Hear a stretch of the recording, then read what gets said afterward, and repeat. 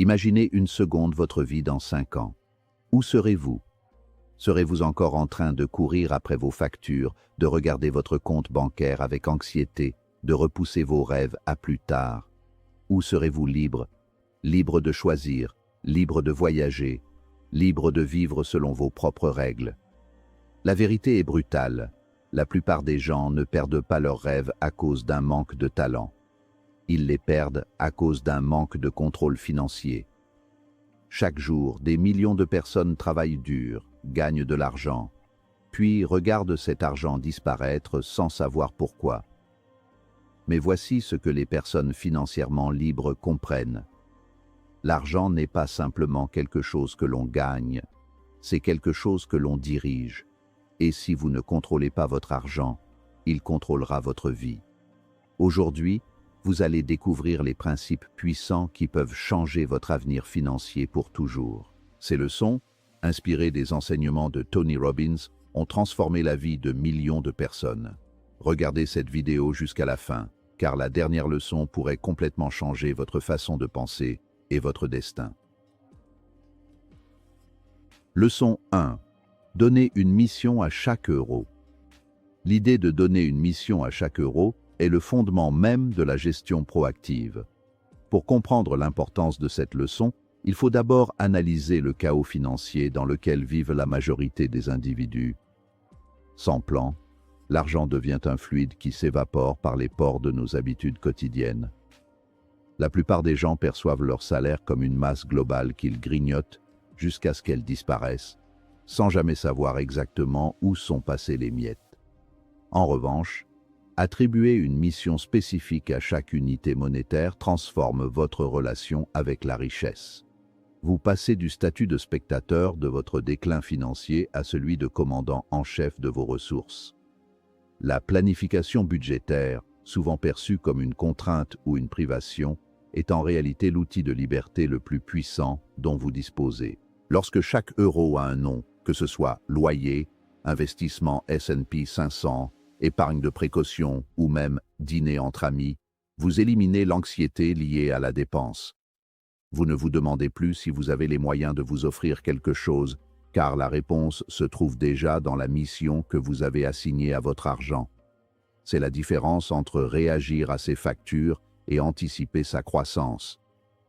Ce processus force également à une confrontation honnête avec la réalité de ses revenus et de ses ambitions. L'une des plus grandes erreurs financières est de gagner de l'argent sans plan précis. Beaucoup de gens reçoivent leur salaire et dépensent selon leurs émotions du moment, ce qui est la recette parfaite pour l'instabilité à long terme. Le cerveau humain est câblé pour la gratification immédiate. Sans mission préétablie, l'argent brûle les doigts. Donner une direction à vos fonds avant même qu'ils n'arrivent sur votre compte bancaire permet de court-circuiter ces impulsions biologiques. C'est une stratégie de défense contre le marketing agressif et les pressions sociales qui cherchent à s'approprier votre capital avant que vous ne puissiez le faire fructifier pour vous-même. Les personnes prospères font exactement l'inverse du grand public. Elles attribuent une mission à chaque euro avant même de le recevoir. Épargne, investissement, dépenses essentielles, plaisir, tout est planifié dans un système que l'on appelle souvent le budget base zéro. Dans ce système, la différence entre vos revenus et vos sorties doit toujours être égale à zéro, car chaque centime est affecté à une catégorie. Si vous avez un surplus à la fin du mois, c'est que vous avez échoué à lui donner une mission, et cet argent finira inévitablement par être gaspillé dans une futilité dont vous ne vous souviendrez même plus le mois suivant. Quand vous donnez une direction à votre argent, vous reprenez le contrôle de votre vie. Votre argent cesse de disparaître mystérieusement pour commencer à travailler pour vous comme une armée de soldats dévoués. Imaginez chaque euro comme un employé. Si vous ne lui donnez pas de travail, il restera inactif ou quittera l'entreprise. En lui assignant une mission de croissance, comme l'investissement, vous lui permettez de se multiplier. C'est ainsi que se construit l'indépendance financière, non pas par l'accumulation passive, mais par le déploiement stratégique de chaque ressource disponible vers un objectif clairement défini. Posez-vous cette question cruciale. Où va mon argent chaque mois? Si vous ne connaissez pas la réponse exacte au centime près, vous avez trouvé votre premier et plus grand problème financier. L'ignorance est le coût le plus élevé en finances personnelles. Suivre ses dépenses pendant 30 jours peut être une expérience brutale mais nécessaire. C'est un miroir qui ne ment pas sur vos priorités réelles. En identifiant les fuites, vous pouvez rediriger ces flux vers des missions qui ont du sens, transformant ainsi votre survie financière en une véritable stratégie de conquête de la liberté. Leçon 2. Dépensez en fonction de vos priorités, pas de vos impulsions. Chaque achat que vous effectuez raconte une histoire profonde sur qui vous êtes et ce que vous valorisez réellement. Il révèle ce qui contrôle vraiment votre vie, vos objectifs de vie à long terme ou vos émotions passagères de l'instant présent.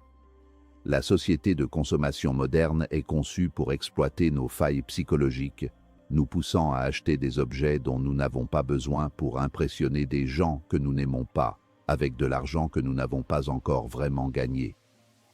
Reprendre le pouvoir sur ses dépenses, c'est d'abord apprendre à lire cette histoire et à en changer le scénario pour qu'il serve vos intérêts. Les achats impulsifs sont les ennemis silencieux de la richesse, agissant comme de petites hémorragies qui, cumulées, peuvent vider votre réservoir financier. Un café ici, un abonnement oublié là, des achats émotionnels pour compenser une mauvaise journée, et à la fin du mois, il ne reste rien pour construire votre avenir. Ces dépenses semblent insignifiantes sur le moment, mais elles représentent le coût d'opportunité de votre liberté. Chaque euro dépensé de manière impulsive est un euro qui ne produira jamais d'intérêt composé pour vous. C'est un sacrifice de votre futur moi sur l'autel du confort immédiat. Les personnes financièrement intelligentes ne demandent jamais simplement « puis-je l'acheter ?» Cette question est limitée car elle ne concerne que la liquidité immédiate du compte bancaire. Au lieu de cela, elle demande « est-ce que cela m'approche de la vie que je veux ?» Cette nuance change tout. Elle introduit une dimension temporelle et éthique dans l'acte d'achat. Acheter une voiture de luxe peut être possible avec votre salaire, mais est-ce que cela vous rapproche de votre objectif de prendre votre retraite à 45 ans? Si la réponse est non, l'achat devient, par définition, une décision de pauvreté déguisée en signe de richesse. Cette simple question peut changer votre avenir de manière radicale si vous avez le courage d'y répondre honnêtement. Elle vous oblige à définir au préalable ce qu'est la vie que vous voulez.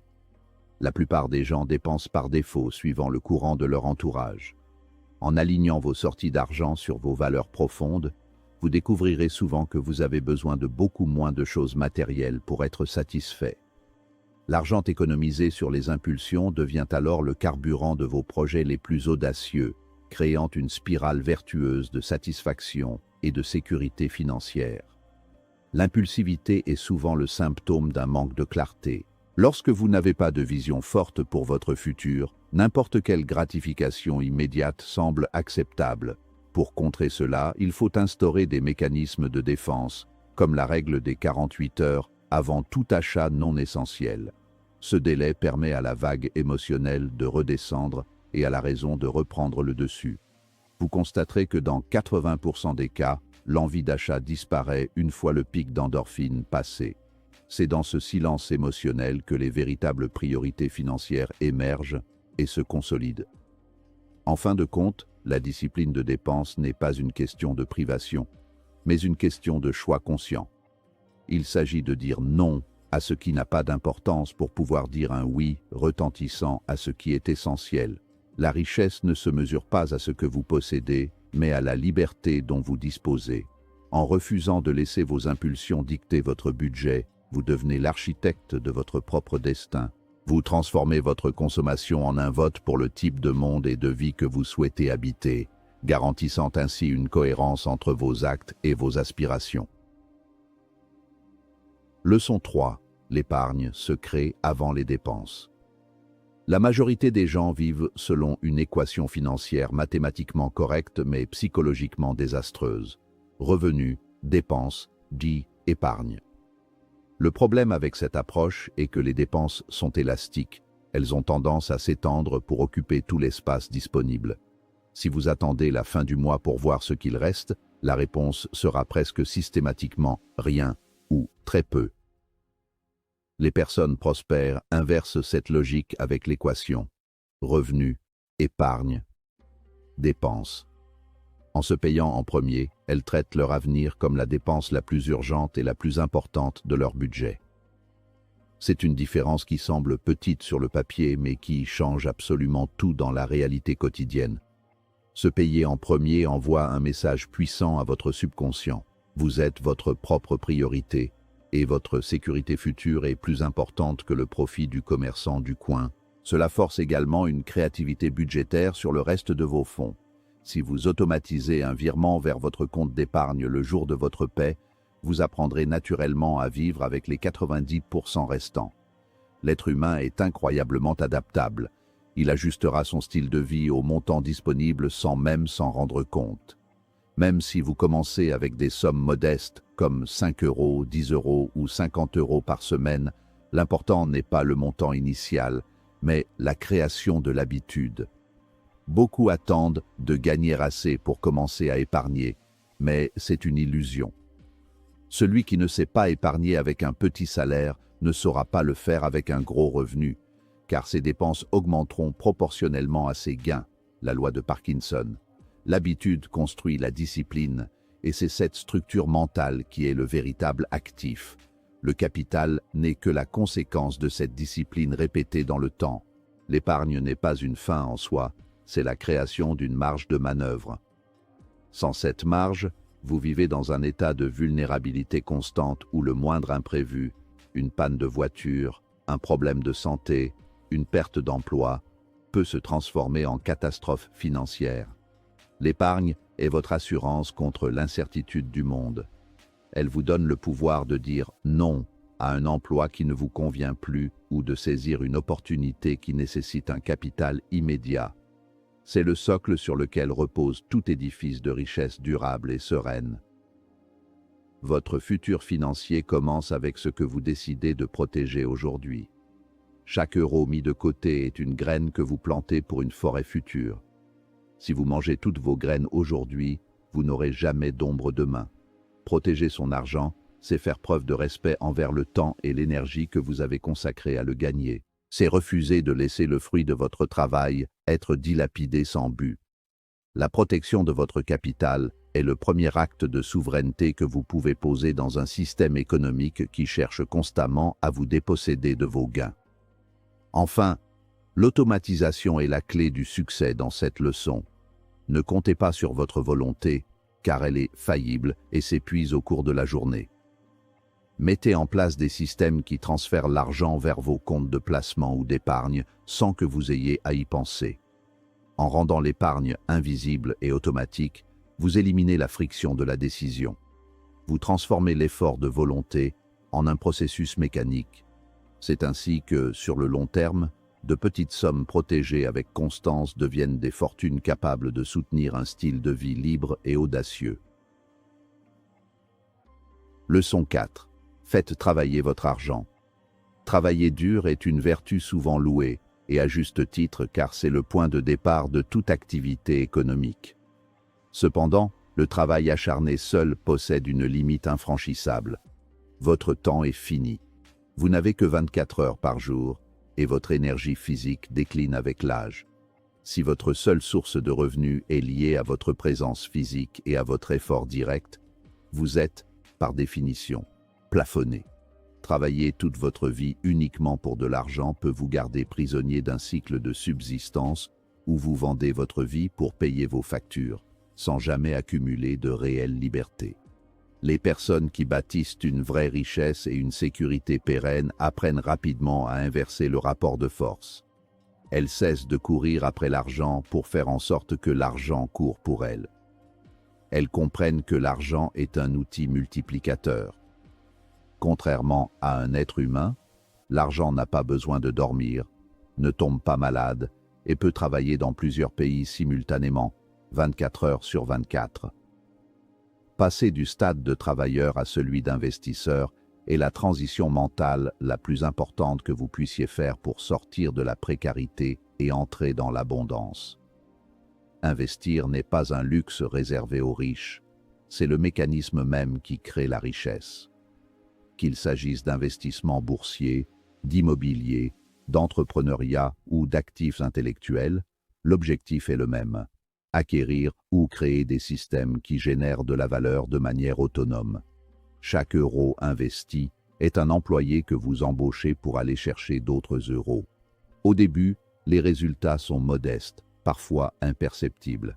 Mais grâce à la magie des intérêts composés, ce que certains appellent la 8e merveille du monde, la croissance devient exponentielle avec le temps, dépassant de loin tout ce que votre salaire pourrait produire. Les personnes prospères recherchent activement des opportunités de croissance plutôt que de simples placements sécurisés qui ne couvrent même pas l'inflation. Elles s'éduquent sur les marchés, comprennent les cycles économiques et acceptent une part de risque calculée. Elles savent que le plus grand risque financier est en réalité de ne prendre aucun risque et de laisser son capital se déprécier sur un compte d'épargne classique. Investir, c'est planter un arbre fruitier. Cela demande des soins et de la patience au début, mais un jour, les fruits qu'il produit suffisent à vous nourrir sans que vous ayez à travailler la terre. La vraie liberté commence précisément au moment où vos revenus passifs, ceux qui ne dépendent plus de votre temps, couvrent vos dépenses courantes. C'est le point d'inflexion de la richesse. À partir de cet instant, le travail devient un choix et non plus une obligation. Vous pouvez continuer à travailler par passion, par désir d'impact ou de créativité, mais la pression de la survie a disparu. C'est cette déconnexion entre le temps et le revenu qui est le véritable secret de l'élite financière mondiale, et elle est accessible à quiconque décide de transformer ses économies en capital productif. Pour faire travailler votre argent, vous devez d'abord cultiver votre intelligence financière. Cela signifie comprendre la différence entre un actif, quelque chose qui met de l'argent dans votre poche, et un passif, quelque chose qui en sort. Beaucoup pensent investir en achetant une résidence principale coûteuse, alors qu'ils ne font qu'augmenter leurs charges. Un véritable investisseur privilégie les actifs qui génèrent des flux de trésorerie ou une appréciation réelle. En orientant systématiquement vos ressources vers l'acquisition d'actifs, vous construisez une machine à liberté qui fonctionnera longtemps après que vous aurez décidé de vous reposer. Leçon 5. Votre mentalité détermine votre richesse. Avant même de pouvoir changer l'état de vos finances, vous devez impérativement changer l'état de votre esprit. Notre psychologie est le filtre à travers lequel nous percevons les opportunités ou les obstacles. Si vous portez en vous des croyances limitantes héritées de votre éducation ou de votre environnement, aucune stratégie technique de placement ne pourra vous sauver durablement. L'argent est avant tout un jeu mental. La réussite financière est composée à 80% de psychologie et seulement à 20% de mécanique. Sans une mentalité adéquate, la richesse ne peut ni être attirée, ni être conservée. Si vous croyez profondément que l'argent est difficile à obtenir, qu'il est la racine de tous les maux, ou qu'il est exclusivement réservé à une élite dont vous ne faites pas partie, votre réalité suivra inévitablement cette croyance. C'est ce qu'on appelle le biais de confirmation. Votre cerveau cherchera activement des preuves pour valider votre vision du monde négative et ignorera les chances de succès. Vous saboterez inconsciemment vos opportunités de promotion, vos investissements ou vos projets entrepreneuriaux pour rester en accord avec l'image que vous avez de vous-même. Briser ce plafond de verre mental est la première étape vers l'abondance. Les leaders financiers et les bâtisseurs de fortune développent ce que l'on appelle une mentalité d'abondance par opposition à une mentalité de manque. Là où la majorité voit une tarte de taille fixe qu'il faut se disputer, l'esprit d'abondance voit une tarte qui peut s'agrandir indéfiniment par la création de valeur. Il ne voit pas l'argent comme une ressource finie pour laquelle il faut lutter, mais comme un flux qui circule vers ceux qui résolvent des problèmes pour les autres. Cette perspective change radicalement votre attitude face à la concurrence et à la collaboration, vous rendant beaucoup plus apte à identifier des niches de profit. Pour ces individus, les problèmes ne sont pas des murs, mais des opportunités déguisées. Chaque difficulté rencontrée par une population est une occasion de proposer une solution, et donc de générer un revenu. De même, ils voient les échecs non pas comme des jugements définitifs sur leur valeur personnelle, mais comme des leçons nécessaires et gratuites. Un investissement raté ou une entreprise qui ferme est un cours magistral sur ce qu'il ne faut pas faire. Cette résilience psychologique leur permet de rester dans le jeu assez longtemps pour que la chance et la compétence finissent par se rencontrer. Votre compte bancaire est souvent un miroir qui reflète votre état d'esprit bien avant de refléter vos compétences techniques. Une personne avec une mentalité de richesse pourra perdre tout son argent et le reconstruire en quelques années car elle possède le logiciel interne de la création de valeur. À l'inverse, quelqu'un qui gagne au loto mais conserve une mentalité de pauvreté reperdra tout en un temps record, car son esprit n'est pas calibré pour gérer, protéger et faire croître de telles sommes. La croissance de votre patrimoine extérieur ne dépassera jamais durablement votre croissance intérieure. Développer cette mentalité demande un travail constant sur soi, lire des livres inspirants, s'entourer de personnes qui ont réussi, pratiquer la gratitude et visualiser ses objectifs. Il s'agit de reprogrammer votre cerveau pour qu'il devienne un radar à opportunités. En remplaçant la peur par la curiosité et le ressentiment par l'ambition, vous ouvrez les vannes de votre potentiel. L'abondance commence dans l'esprit par la conviction que vous êtes capable de créer de la valeur et que vous méritez d'être rémunéré pour cela. Une fois que cette certitude est ancrée, les outils financiers ne sont plus que des instruments pour exécuter votre vision du monde. La plupart des gens passeront leur vie à gagner de l'argent, sans jamais apprendre à le maîtriser. Ils travailleront plus, stresseront davantage et se demanderont pourquoi rien ne change. Mais vous avez maintenant quelque chose de différent, la conscience. Et la conscience crée le pouvoir. Vous avez appris aujourd'hui que contrôler vos finances, ce n'est pas seulement parler d'argent. C'est parler de liberté, de sécurité, de confiance, de possibilités. Chaque décision financière que vous prenez aujourd'hui construit la personne que vous serez demain. Chaque euro économisé, chaque investissement intelligent, chaque achat réfléchi vous rapproche de la vie que vous méritez. Comme l'enseigne Tony Robbins, la qualité de votre vie est directement liée à la qualité de vos décisions. Alors, la vraie question est simple. Allez-vous continuer à laisser vos finances décider de votre avenir? Ou allez-vous décider de prendre le contrôle dès aujourd'hui? Votre destin vous attend. Commencez maintenant.